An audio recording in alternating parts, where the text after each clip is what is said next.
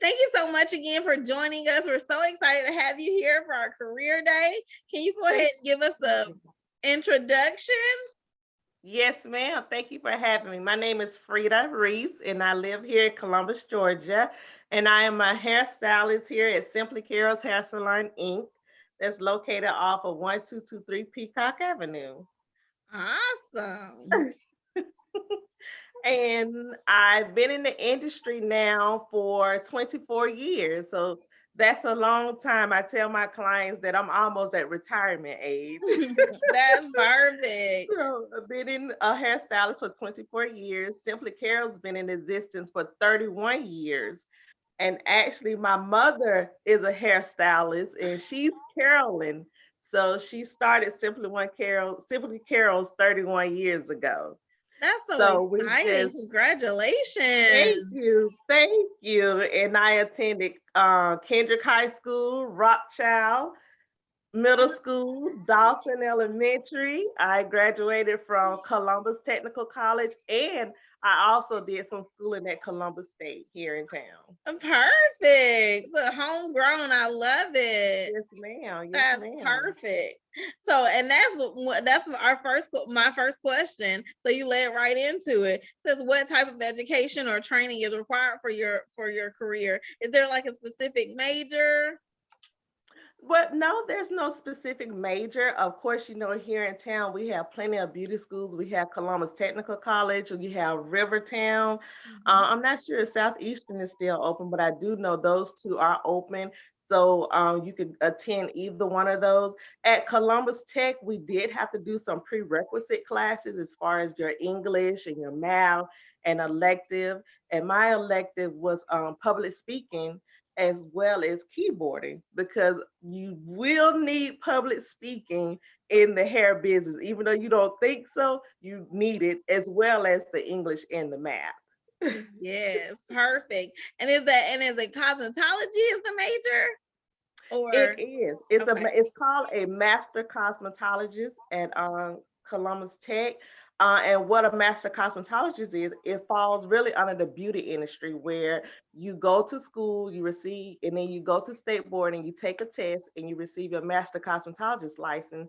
And under that license, you're able to be an esthetician, a barber, a nail tech, a hairstylist. So you're covered under that whole umbrella. So if you start out in the hair world and you don't like it, you want to try, say, hey, let me be a nail tech. You could Mm-hmm. go be a nail tech and you still have your master cosmetologist license. All of that falls underneath. But to the flip side of it, if you don't want to take those classes to become a master cosmetologist, you can take just a hair designer's class and you can receive your license for hair designers where you're not able to perform any chemical services. You're just able to curl and style the hair. So, some people, they don't want to go through the long training, even though it will be beneficial in the long run, but you still can get a license just for hair designers. Or you could just do a separate nail tech or a separate barber.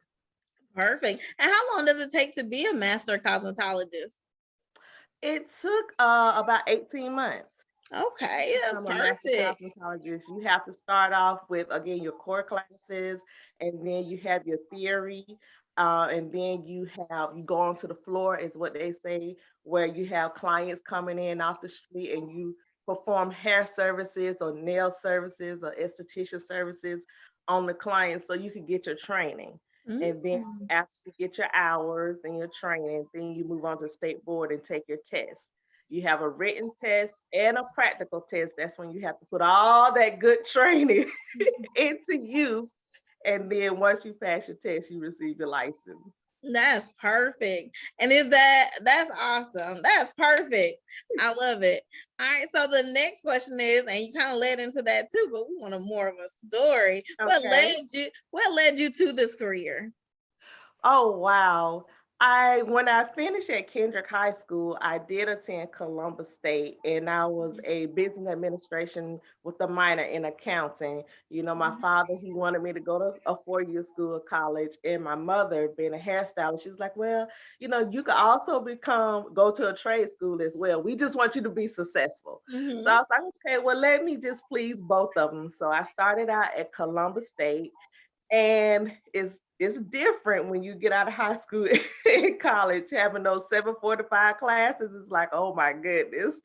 So I did Mhm. attend Columbus State for about a year. And then I decided, well, I think my passion is really with hair, because Mhm. I started out shampooing hair when I was in fourth grade. So that's all I have ever known, was being in Mhm. a hair salon. So I said, well, let me try my hand at hair and see. So that's when I went to Columbus Tech, after I did about 3 semesters at Columbus State. And I found that I enjoyed it. Mhm. Meeting new clients, meeting people. I just enjoyed making women feel beautiful.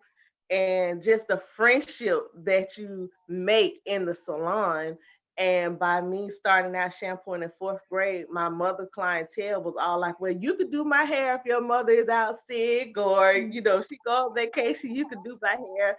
So I just led into the lifestyle of a hairstylist, and I never looked back. I have enjoyed it ever since. That's so awesome, because we talk to the kids a lot about turning their passion or what they like into that career, so that it feels like you're not going to work. Like, yes, you have to get up, Yes. you have to get ready, and that may drag, but once you get there, you thoroughly enjoy it. So that's Yes. awesome. That is so true, because I think about like any other job. Some days we're like, oh, I don't feel like going.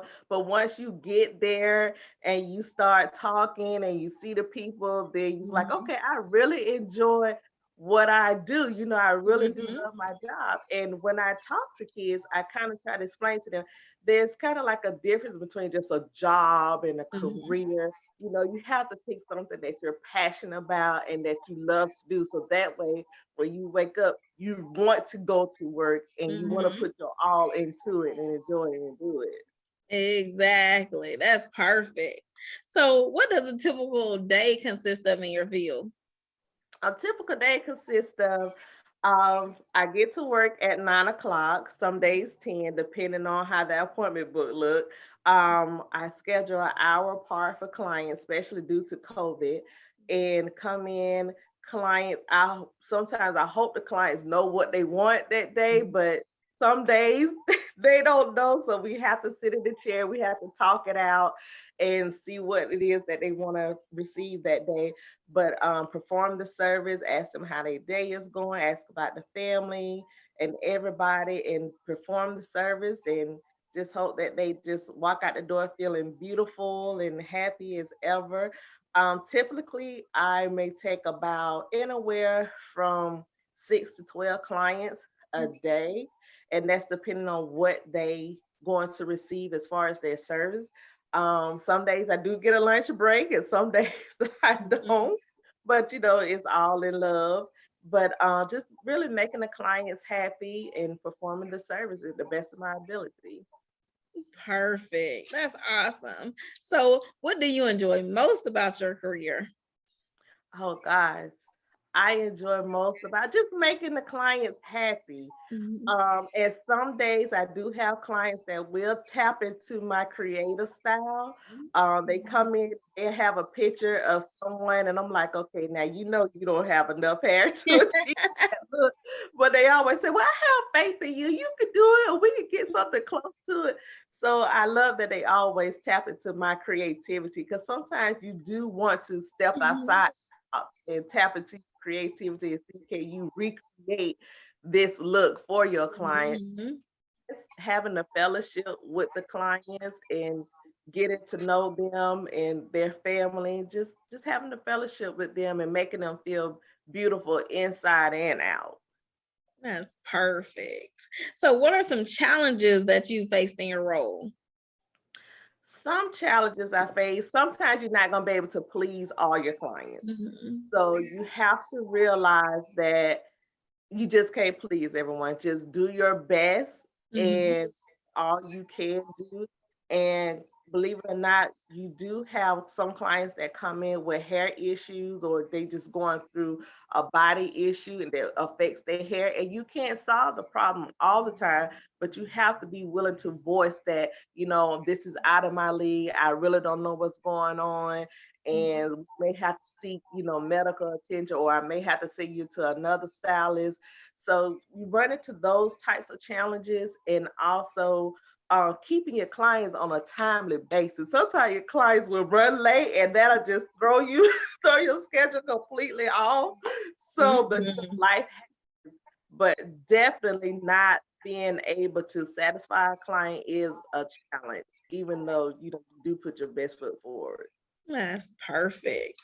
All right. So how do you see your career evolving in the next 10 years?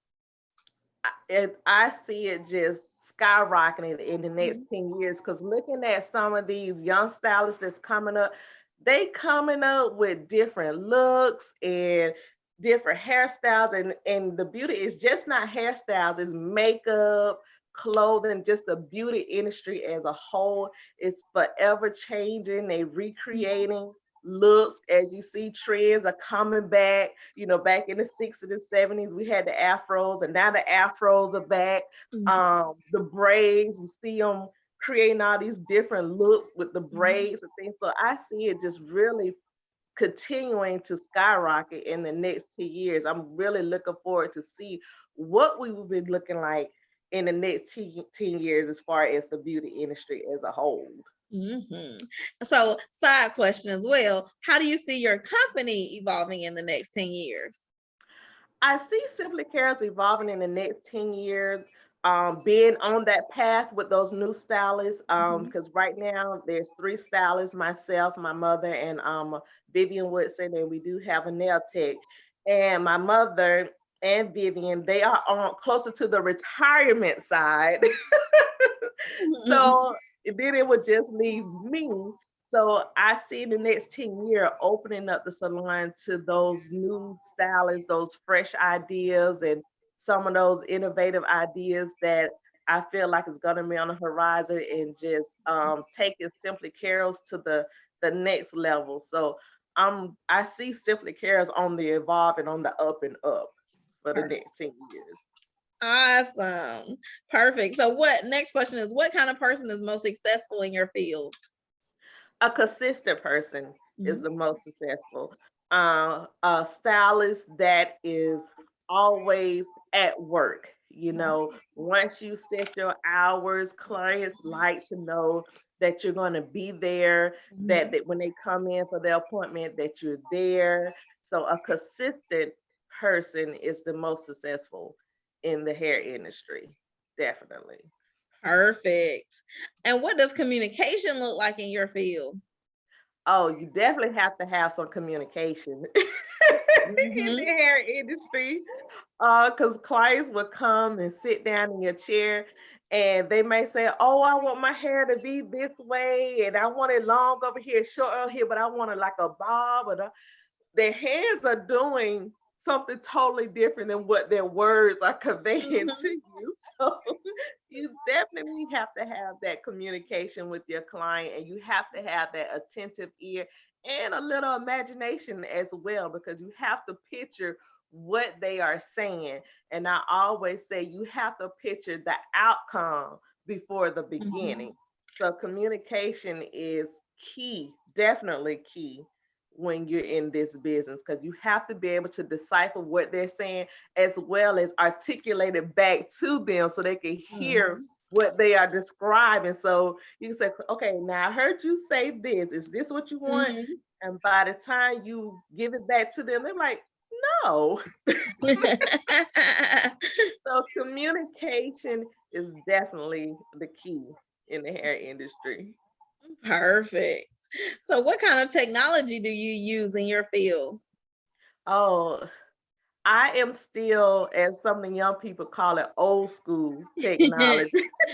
I still use the book and the pencil to make my appointments, but you do have the computer. They call it Style Seat, where a lot of the Mhm. young stylists again are using that to schedule their appointments. They have their phone on the computer where you could just log in and schedule your own appointment, and it comes straight to their phone. But I am still old school, because we still have a lot of seasoned clients who are not computer savvy. So I still have to cater to them. So they'll call in and leave a message on the answer machine if we're off, and I'll call them back and schedule their appointment.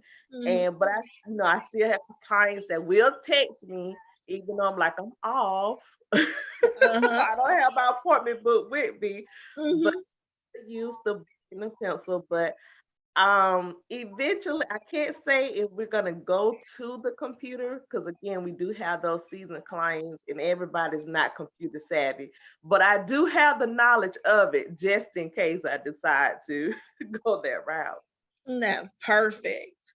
Okay. So my last question is what kind of classes would you recommend to a middle or a high school student that's interested in a career like yours or one similar?